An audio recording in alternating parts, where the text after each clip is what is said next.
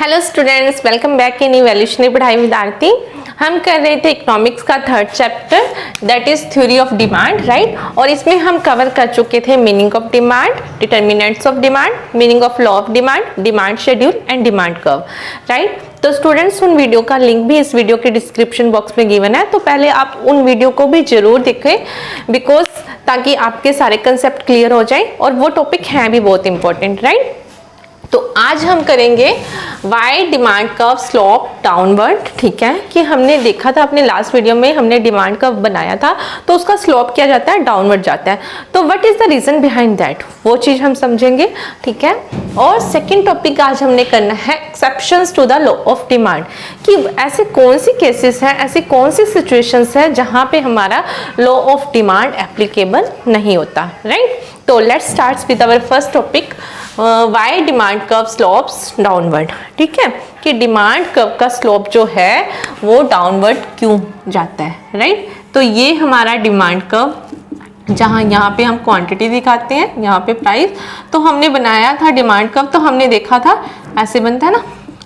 तो ये जो स्लोप है डिमांड कर्व का, ये डाउनवर्ड जा रहा है, राइट। तो यही हमने बताना है कि ये डाउनवर्ड क्यों जा रहा है। तो इतनी बात तो समझ आ रही है हमें कि ये डाउनवर्ड इसलिए जा रहा है क्योंकि यहाँ पे कौन सा लॉ एग्जिस्ट करता है, law of demand, right. Law of demand, क्योंकि हम देख रहे हैं जब हमारा प्राइस इतना था तो हमारी डिमांड कितनी थी, इतनी, ठीक है। पी प्राइस पे हमारी डिमांड कितनी थी, क्यू। तो जैसे ही प्राइस इंक्रीज हुआ, पी से P1 हो गया, राइट। तो हमारी डिमांड जो है कम होके कितनी होगी, Q1। तो मीन्स जो डिमांड कर्व का स्लोप है वो डाउनवर्ड इसलिए जा रहा है क्योंकि यहाँ पे लॉ ऑफ डिमांड एग्जिस्ट कर रहा है। और लॉ ऑफ डिमांड क्या कहता है, law of demand states quantity demanded for commodity x tends with fall in price and contracts with rise in price, है ना। कि लॉ ऑफ डिमांड हमें ये बताता है कि जैसे ही किसी प्राइस का किसी गुड का जो प्राइस है वो इंक्रीज होता है तो उसकी डिमांड डिक्रीज होती है, ठीक है। और प्राइस लेवल जब डाउन आता है तो डिमांड इंक्रीज होती है, ठीक है। इतनी बात तो हमें सिंपल सी हम बार बार पढ़ चुके हैं कि प्राइस और क्वांटिटी डिमांडेड में क्या होता है, इनवर्स रिलेशनशिप होता है ना। प्राइस इंक्रीज होता है तो डिमांड डिक्रीज होती है, प्राइस डिक्रीज होता है तो डिमांड हमारी इंक्रीज होती है, राइट। बट आखिर ये क्यों होता है ना। आखिर प्राइस बढ़ने से डिमांड कम क्यों होती है या प्राइस कम होने से डिमांड इंक्रीज क्यों होती है। तो यही रीजन बताने हैं, इसके पीछे क्या रीजन है वही रीजन हमने यहाँ पे क्लैरिफाई करने हैं, राइट। तो फर्स्ट रीजन जो है law of diminishing marginal utility, ठीक है students. Law of diminishing marginal utility सुना सुना लग रहा है, ये सुना है हमने, किया हुआ है, ठीक है। तो law of diminishing marginal utility क्या होता है, according to law of diminishing marginal utility, if consumer consumes more and more units of a commodity in a given period then utility derived from each unit goes on diminishing, right. तो law of diminishing marginal utility में हमने देखा था, पढ़ा था कि जैसे consumer जैसे ही किसी कमोडिटी की मोर एंड मोर यूनिट्स कंज्यूम करता जाता है तो हर एक यूनिट से जो मिलने वाली यूटिलिटी है वो कम होती जाती है, राइट। तो फॉर एग्जांपल यहाँ पे हम ले लेते हैं क्वांटिटी, किसी कमोडिटी किसी गुड का, हम इसे आइसक्रीम का ले लेते हैं, ठीक है, आइसक्रीम। और यहाँ पे ले लेते हैं हम मार्जिनल यूटिलिटी, राइट। तो जैसे हमने फर्स्ट आइसक्रीम खाई तो हमें कितनी मिली, 10 यूटिलिटी, सेकंड से 8, 3 से 6, 4 से 4, ठीक है। तो ये हम देख रहे हैं कौन सा law, law of diminishing marginal utility, कि जैसे जैसे एक्स्ट्रा यूनिट कंज्यूम करते जाते हैं तो utility drive from each successive unit goes on diminishing. तो हर एक यूनिट से मिलने वाला जो यूटिलिटी है वो कम होती जा रही है, राइट। अब स्टूडेंट्स, अब हमने ये देखना है कि अब आइसक्रीम था, आइसक्रीम का कुछ प्राइस तो कंज्यूमर को पे करना पड़ेगा ना। तो कंज्यूमर से एक आइसक्रीम जो है 10 रुपीज़ की है, राइट। एक आइसक्रीम कितने की है, 10 रुपीज़ की, ठीक है। तो जब कंज्यूमर ने फर्स्ट आइसक्रीम खाई तो उसको कितनी यूटिलिटी मिली, 10 यूटिल्स, है ना। As per cardinal utility approach के अकॉर्डिंग हम यूटिलिटी को यूटिल्स में मेजर कर सकते हैं, राइट। तो हमें कितनी मिली, कंज्यूमर को कितनी मिली, 10 यूटिल्स, राइट। तो उसके लिए वो 10 रुपीज देने के लिए रेडी हो गया, उसको बहुत सेटिस्फेक्शन मिली, 10 यूटिल्स तक मिली, ठीक है। लेकिन जब उसने सेकेंड आइसक्रीम खाई तब उसको सेटिस्फेक्शन थोड़ी कम मिली, 8 मिली, है ना। अब कंज्यूमर ये चाहता है, ये चाहेगा कि क्योंकि अब उसको सेटिस्फेक्शन उतनी तो नहीं मिली ना जितनी पहले मिली थी, 10 यूटिल्स, ठीक है। अब कंज्यूमर के माइंड में कहीं ना कहीं ये होगा कि प्राइस लेवल थोड़ा कम हो, तभी वो खरीदने के लिए रेडी होता है, पे करने के लिए रेडी होता है, ठीक है। तो कंज्यूमर, क्योंकि उसको सेटिस्फेक्शन कम मिल रही है, तो कंज्यूमर चाहेगा कि प्राइस लेवल कम जाए, ठीक है। थर्ड, जब उसने क्वांटिटी कंज्यूम की तब उसकी यूटिलिटी और कम हो गई, ठीक है। अब कंज्यूमर की सेटिस्फेक्शन और कम हो गई, तो अब वो उतने पैसे क्यों देगा जितनी उसको 10 यूटिल्स यूटिलिटी मिल रही थी, तब वो पे कर रहा था। तब कंज्यूमर ये चाहेगा कि उसका प्राइस उसको और कम पे करना पड़े, ठीक है। देन जैसे जैसे सेटिस्फेक्शन कम होती जाती है तो कंज्यूमर ये चाहता है कि प्राइस भी उसका कम पे करना पड़े, राइट। तो हम यहाँ देख रहे हैं स्टूडेंट्स कि ये देख रहे हैं कि जैसे जैसे क्वांटिटी इंक्रीज हो रही है तो प्राइस लेवल डाउन जा रहा है ना। मींस प्राइस लेवल डाउन होने पे ही क्वांटिटी जो है इंक्रीज हो रही है, ठीक है। मतलब ये बात तो है कि प्राइस जो है डिक्रीज होने पे क्वांटिटी इंक्रीज होती है, ये बात तो हम करते ही आए हैं। लेकिन इसके पीछे रीजन क्या है, इसके पीछे रीजन है लॉ ऑफ मार्जिनल यूटिलिटी, है ना। कि कंज्यूमर कम प्राइस देने के लिए क्यों रेडी हो रहा है, क्यों चाह रहा है कि वो उसको कम पैसे देने पड़े, क्योंकि उसको मिलने वाला सेटिस्फेक्शन है वो भी कम होता जा रहा है। तो कहीं ना कहीं लॉ ऑफ डिमांड जो एग्जिस्ट हो रहा है उसके पीछे किसका हाथ है, किसका रोल है, law of diminishing marginal utility का, राइट। आई होप आपको स्टूडेंट्स ये पॉइंट क्लियर हो गया होगा, ठीक है। तो सेकेंड इज इनकम इफेक्ट। तो इनकम इफेक्ट का भी बहुत बड़ा रोल है, बहुत बड़ा हाथ है, जिसके कारण जिसकी वजह से हमारा डिमांड कर्व स्लोप जो है वो डाउनवर्ड जाता है, राइट। तो इनकम इफेक्ट स्टूडेंट्स, इनकम हमने 2 टर्म्स में हम पढ़ते हैं। इनकम एक तो है हमारी monetary income, money income, and second is real income, ठीक है। मनी इनकम कौन सी होती है? मनी इनकम जो कंज्यूमर के पास फिक्स्ड इनकम होती है in the form of money, rupees, in the form of rupees होती है ना। और real income is the income which can be measured in terms of goods and services, ठीक है। वो इनकम जिसको हम गुड्स और सर्विसेज के टर्म्स में मेजर कर सकते हैं। फॉर एग्जाम्पल, एक कंज्यूमर जो है उसकी मनी इनकम कितनी है, 15, उसके पास 15 रुपीज है, राइट। और वो एप्पल खरीदना चाहता है, ठीक है। और एप्पल जो है उसकी इनकम कितनी है, 15, और वो एप्पल खरीदना चाहते हैं। एप्पल का प्राइस कितना है, 5 पर केजी, ठीक है, 5 पर केजी। तो अपनी फिक्स्ड मनी इनकम से 15 रुपीज से वो कितने खरीद सकता है एप्पल, 5 3 15, तो 3 केजी वो एप्पल खरीद सकते हैं, ठीक है, राइट। लेकिन अगर एप्पल के प्राइस 5 से कम होके 3 हो जाए, तब कंज्यूमर जो क्या है अपने 3 केजी खरीदने के बाद भी उसके पास कितने रुपीस, 6 रुपीस बच जाएंगे, है ना।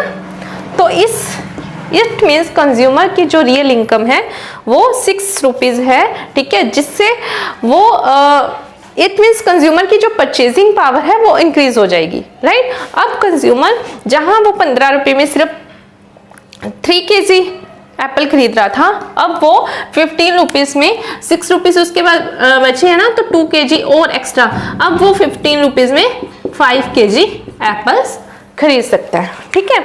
इट मीन्स कंज्यूमर की जो है डिमांड इंक्रीज हुई, जब प्राइस लेस हुआ 5 से 3 हुआ, तो कंज्यूमर की डिमांड इंक्रीज हो गई, ठीक है। ये तो हम पढ़ते ही आ रहे हैं कि प्राइस डिक्रीज होने पे डिमांड क्वांटिटी जो है इंक्रीज होती है, ठीक है। लेकिन इसके पीछे जो रीजन है, इसके पीछे रीजन क्या है, इनकम इफेक्ट का। क्यों?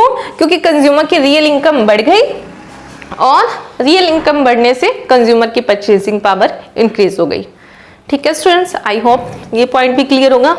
Now third is substitution effect, right. तो students substitution effect, substitute goods के बारे में हमने पढ़ा ही है कि substitute goods are those goods which can be used at the place of each other, है ना, जो एक दूसरे की जगह पे यूज की जा सकती है, right. For example T and coffee, right. तो अब हम मान लेते हैं कि टी का जो प्राइस है वो कितना है 10 रुपीज, ठीक है, और कॉफी का भी कितना है 10 रुपीज ही मान लेते हैं, ठीक है। अब क्या हुआ, टी के प्राइस 10 से बढ़ के कितने होंगे 15 रुपीज, ठीक है। तो जब टी का प्राइस 15 हो गया, सारे कंज्यूमर जो हैं जो टी यूज करते थे वो कहाँ शिफ्ट हो जाएंगे, कॉफी की तरफ, ठीक है। मीन्स कॉफी की जो है डिमांड इंक्रीज हो जाएगी, ठीक है। तो ये क्यों हुआ, क्यों ऐसा हुआ कि कॉफी की डिमांड इंक्रीज हुई, क्योंकि टी का सब्स्टिट्यूट है कॉफी, राइट। तो कहीं ना कहीं अगर टी का प्राइस इंक्रीज होता है तो कॉफी की जो प्राइस है वो कम हो जाता है ना। हालांकि स्टेबल है, कम नहीं हुआ, लेकिन इन कंपैरिजन टू टी इसका प्राइस क्या होता है, कम हो जाता है, ठीक है। और कॉफी जो है टी का सब्स्टिट्यूट भी है, तो इसीलिए इसका प्राइस बढ़ने पे, टी का प्राइस बढ़ने पे कॉफी की डिमांड इंक्रीज हो जाती है, ठीक है, क्योंकि कॉफी जो है टी का सब्स्टिट्यूट है। तो ठीक है, अब हमने देखा कि प्राइस डिक्रीज होने पे डिमांड तो बढ़ती है, डिमांड तो इंक्रीज होती है, लेकिन इसके पीछे रोल किसका प्ले हो रहा है, सब्स्टिट्यूशन इफेक्ट का, है ना। अगर टी का सब्स्टिट्यूट होता ही ना कॉफी, तब कंज्यूमर क्या करते, क्योंकि कॉफी जो है टी का सब्स्टिट्यूट है, इसीलिए कॉफी की डिमांड जो है इंक्रीज हो रही है, राइट। आई होप क्लियर होगा। And different uses, next one is different uses. तो some goods have different uses, है ना। कुछ गुड्स होते हैं जिनके काफी सारे यूजेस होते हैं। फॉर एग्जांपल मिल्क, है ना, मिल्क जो है हम पी सकते हैं, पीने के लिए यूज करते हैं, और इसकी चाय भी बना सकते हैं, कर्ड बना सकते हैं, चीज बना सकते हैं, और वैरायटी ऑफ आइटम्स हैं जो हम मिल्क से रेडी कर सकते हैं, राइट। लेकिन अगर मिल्क का प्राइस हाई होता है, मिल्क महंगा होता है, कॉस्टली होता है, तो हम क्या करते हैं, थोड़ी क्वांटिटी में खरीदते हैं और उसका सिर्फ पीने के लिए ही यूज़ करते हैं, राइट। लेकिन अगर मिल्क सस्ता हो जाता है या सस्ता हो जाए, तब हम उसकी ज़्यादा क्वांटिटी खरीदेंगे। क्यों, क्योंकि उसके अल्टरनेटिव यूजेस हैं, है ना। उसके फिर हम चाय भी बना सकते हैं या कर्ड भी बना सकते हैं, और जो भी वैरायटी ऑफ आइटम्स है वो रेडी कर सकते हैं। लेकिन ये बात तो यहाँ पे भी क्लियर है कि प्राइस डिक्रीज हुआ, डिमांड बढ़ी मिल्क की, लेकिन ये बात तो हम शुरू से पढ़ते आए हैं। लेकिन इसके पीछे रीजन क्या है, डिमांड बढ़ी क्यों, इसके पीछे रीजन है डिफरेंट यूजेस का, है ना। मिल्क के डिफरेंट यूजेस हैं। अगर डिफरेंट यूजेस होते ही ना, सिर्फ पीने के ही काम आता, फिर हम क्यों करते उसकी डिमांड, हम उसकी क्वांटिटी क्यों बढ़ाते हैं, है ना। तो कहीं ना कहीं जो लॉ ऑफ डिमांड एग्जिस्ट कर रहा है, उसके पीछे ये रीजन भी बहुत बड़ा रोल प्ले करता है, right. And fifth one is size of consumer group, ठीक है स्टूडेंट्स। तो कंज्यूमर ग्रुप का साइज जो है जितना बड़ा होगा उतनी ही ज्यादा डिमांड होगी, है ना। और कंज्यूमर ग्रुप का साइज बड़ा कब होगा, जब प्राइसेस कम होंगे, ठीक है। फॉर एग्जाम्पल अगर एप्पल्स जो है 60 रुपीज़ पे केजी है, ठीक है, 60 रुपीज़ पर केजी है, तो क्या है, सिर्फ कुछ हैंडफुल कंज्यूमर्स हैं जो वो एप्पल परचेज कर पा रहे हैं। लेकिन अगर एप्पल का प्राइस 60 से कम होकर 20 हो जाए, तब अब बहुत सारे कंज्यूमर जो पहले 60 वाले रेट पे नहीं खरीद सकते थे, अब खरीदने के लिए रेडी हो जाएंगे, है ना। वो खरीद सकते हैं, उनकी परचेसिंग पावर इंक्रीज हो जाएगी। तो अब यहाँ पे देखा कि हमने प्राइस लेवल डाउन होने से डिमांड तो बढ़ी, लेकिन उसके पीछे एक रोल है जो साइज ऑफ कंज्यूमर ग्रुप, कि कंज्यूमर ग्रुप का साइज इंक्रीज हो गया, ठीक है। कंज्यूमर ग्रुप का साइज इंक्रीज हुआ तभी जाके डिमांड इंक्रीज हुई, ठीक है स्टूडेंट। तो यही रीजन है जिनकी वजह से लॉ ऑफ डिमांड एग्जिस्ट करता है, जिनकी वजह से प्राइस इंक्रीज होने पे क्वांटिटी डिमांड जो है डिक्रीज होती है, या प्राइस डिक्रीज होने पे डिमांड इंक्रीज होती है ना। तो आई होप आपको अच्छे से क्लियर हो गया होगा ये सारे। अब करते हैं हम अपना next topic, exceptions to the law of demand. Exceptions to the law of demand means ऐसे कौन सी केसेस है, ऐसी कौन सी सिचुएशंस आती हैं जहां पे लॉ ऑफ डिमांड एग्जिस्ट नहीं करता। लॉ ऑफ डिमांड क्या है, प्राइस इंक्रीज क्वांटिटी लेस, है ना, और प्राइस डिक्रीज क्वांटिटी इंक्रीज, ठीक है, क्वांटिटी में बढ़ोतरी होती है। ठीक है, तो ऐसे कौन से केसेस हैं जहां पे ये रूल अप्लाई नहीं होता? ऐसे इट मीन्स वो कौन सी सिचुएशन होगी? वो सिचुएशन होगी प्राइस और क्वांटिटी, अगर प्राइस इंक्रीज होता है तो क्वांटिटी भी इंक्रीज होगी, और प्राइस डिक्रीज होता है तो क्वांटिटी भी डिक्रीज होगी, है ना। अगर ये नहीं होगा तो यही तो होगा ना, ऑब्वियस है। तो first one is articles of distinctions और वेबलन गुड्स। ठीक है, तो Veblen goods are article of distinctions और लग्जरी गुड्स लाइक महंगी महंगी कारें, है ना, like diamond, work of art by great artist. ठीक है स्टूडेंट्स, तो जिनको मतलब लोग अपना स्टेटस सिंबल मानते हैं। ठीक है, और उनको स्टेटस सिंबल क्यों मानते हैं? क्योंकि ये बहुत ही महंगी होती है, बहुत कॉस्टली चीजें होती हैं, इसीलिए लोग इनको स्टेटस सिंबल मानते हैं। ठीक है, फॉर एग्जाम्पल डायमंड। ठीक है, डायमंड की इतनी वैल्यू क्यों है? क्योंकि वो बहुत महंगा होता है, बहुत कॉस्टली होता है, इसीलिए लोग उसको अपना स्टेटस सिंबल मानते हैं। अगर डायमंड 50-60 में मिलने लग जाए तब कौन उसको अपना स्टेटस सिंबल मानेगा, है ना, तो कौन उसको वैल्यू देगा। ठीक है स्टूडेंट्स, तो इसीलिए ये वेबलन गुड्स के केस में क्या होता है कि इनकी डिमांड तभी ज्यादा होती है जब इनके प्राइसेस बहुत हाई होते हैं। मीन्स जो डायमंड जितना महंगा होगा उसकी डिमांड उतनी ही ज्यादा होगी, है ना। तो इट मीन्स इस केस में हम देख रहे हैं कि यहाँ पे जो है लॉ ऑफ डिमांड एग्जिस्ट नहीं करता, लॉ ऑफ डिमांड का रूल एप्लीकेबल नहीं होता। Second one is ignorance. तो due to ignorance, due to poor judgement, consumer considered a commodity of low quality with less price and high quality with high price. ठीक है, तो कई बार क्या होता है, कंज्यूमर को पूरी नॉलेज तो होती नहीं है प्रोडक्ट की, है ना। तो कंज्यूमर या हमारी भी मेंटालिटी कई बार क्या होती है, हम क्या सोचते हैं कि जो चीज़ सस्ती है वो घटिया है और जो चीज़ महंगी है वो बहुत बढ़िया होगी। ठीक है, बट ऐसा कई बार नहीं होता, है ना। कई बार हम देखते हैं महंगी से महंगी एक बहुत महंगी चीज़ लेके आते हैं और 2-4 दिनों में वो खराब हो जाती है, और कई बार सस्ती सी लेके आते हैं, कोई सस्ती सी आइटम होती है वो सालों साल चल जाती है। ठीक है, तो ये तब होता है जब हमें पूरी जानकारी नहीं होती है। ठीक है, हमें प्रोडक्ट के बारे में पूरी नॉलेज नहीं होती। तो कई बार इग्नोरेंस के चलते क्या होता है, कंज्यूमर जो है लो प्राइस गुड्स को लो क्वालिटी का मानते हुए उनकी डिमांड नहीं करता है। मीन्स जिनका प्राइस कम होता है तो कंज्यूमर उनकी डिमांड भी लेस करता है, और जिनके प्राइस हाई होते हैं, ज़्यादा होते हैं, उनकी डिमांड भी ज़्यादा करता है। तो इट मीन्स इस केस में भी जो लॉ ऑफ डिमांड है वो एग्जिस्ट नहीं कर रहा, right. Now, third one is giffen goods. Giffen goods are those inferior goods whose demand decrease with fall in price. Means वो inferior goods होती हैं जिनका डिमांड डिक्रीज होती है, डिमांड और कम हो जाती है जब इनका प्राइस कम हो जाता है, कम हो। ठीक है, फॉर एग्जाम्पल हम लेते हैं एक बाजरा, ठीक है, और वीट। ठीक है, बाजरा जो है हम मान लेते हैं 10 रुपीज पर केजी है, ठीक है, और वीट जो है 12 रुपीज पर केजी है, राइट। तो क्या थोड़े टाइम बाद जो बाजरा है उसका प्राइस कम होके कितना हो जाता है, 5। ठीक है, तो अब ये नहीं होगा कि बाजरा का प्राइस कम हो गया तो अब ये नहीं होगा कि कंज्यूमर बाजरा का प्राइस कम होने से बाजरा की क्वांटिटी और ज्यादा डिमांड करेगा। नो, ऐसा नहीं होगा। अब कंज्यूमर की रियल इनकम इंक्रीज हो जाएगी तो कंज्यूमर किस तरफ शिफ्ट होगा, वीट की तरफ, है ना। पहले भी तो वो 10 रुपीज में बाजरा ले ही रहा था ना, तो अब 2 रुपए और डाल के वीट ले लेगा, वैसे भी वो और सस्ता हो गया है बाजरा। ठीक है, तो कंज्यूमर की रियल इनकम इंक्रीज हो जाएगी। इंफीरियर गुड्स में के केस में क्या होता है, ये लो क्वालिटी गुड्स होती है और जैसे जितना ही प्राइस इनका डाउन जाता है कंज्यूमर इनको यूज करना कम कर देता है या बंद कर देता है, राइट। तो इस केस में हमने देखा कि बाजरा का प्राइस डाउन गया तो डिमांड भी डाउन गई, means law of demand exist नहीं कर रहा, राइट।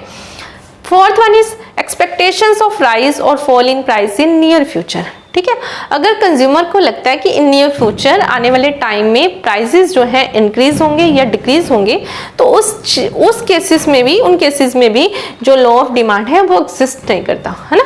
फॉर एग्जाम्पल कंज्यूमर को लगता है कि आने वाले टाइम में आज ऑनियन जो है 50 रुपीज़ पर केजी है, ठीक है। तो 50 भी महंगे ही हैं, लग रहा है कंज्यूमर्स को, आम लोगों को तो महंगे ही लगते हैं ना। लेकिन अगर आज ही पता चल जाए कि कल आने वाले टाइम में, कल या 2-4 दिनों में जो प्याज है वो 70 हो जाएंगे या 60 हो जाएंगे, तो आज हाई प्राइस पे भी कंज्यूमर की डिमांड क्या हो जाएगी, इंक्रीज हो जाएगी, है ना। आज इवन कि आज भी महंगे हैं तो आज भी डिमांड बढ़ जाएगी, तो प्राइसेस हाई होने पे भी डिमांड बढ़ गई, है ना। तो ऐसे केसेस में क्या होता है, जहां पे ऐसी एक्सपेक्टेशंस होती हैं कि राइज हो जाएंगे प्राइसेस, तो इवन की इंक्रीज्ड प्राइस पे भी डिमांड डिक्रीज हो रही है, तो इस केस में भी लॉ ऑफ डिमांड एग्जिस्ट नहीं कर रहा, ठीक है स्टूडेंट्स। आपको दोनों टॉपिक अच्छे से समझ आए होंगे, demand, why demand curve slope downward and exceptions to the law of demand, right. तो स्टूडेंट्स, अगर आपको मेरा पढ़ाया समझ आ रहा है, आपको अच्छा लग रहा है, तो चैनल को सब्सक्राइब करें, बेल आइकन को भी प्रेस करें और वीडियो को लाइक करें, शेयर करें और अपने कमेंट्स भी दें, ठीक है।